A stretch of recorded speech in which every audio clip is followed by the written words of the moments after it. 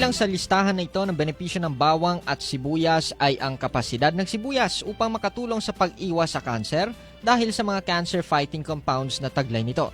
Ayon sa isang pagsusuri mula 2015, mayroong pangkalahatang ugnayan ang mas mataas na pagkonsumo ng mga gulay na allium sa mababang panganib ng kanser, lalo na ang mga kanser sa tiyan at gastrointestinal tract. Dagdag pa rito na pag-alaman ng mga mananaliksik na may mga compound na tinatawag na organ sulfurs ang mga sibuyas. Ayon sa kanila, ito raw ang may kakayahang pigilan ang aspeto ng paglaki ng tumor.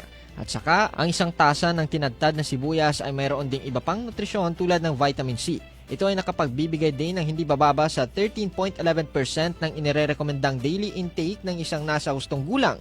Bilang isang antioxidant, ang bitamina na ito ay nakatutulong na kontrahin ang pagbuo ng mga free radical compound na maaaring humantong sa kanser. Hindi rin maitatanggi ang iba't ibang benepisyo ng bawang at sibuyas sa iyong kalusugan. Kung kaya, huwag na magtumpik-tumpik pa at idagdag na ito sa ihahanda nyo ngayong linggo para sa inyong pamilya.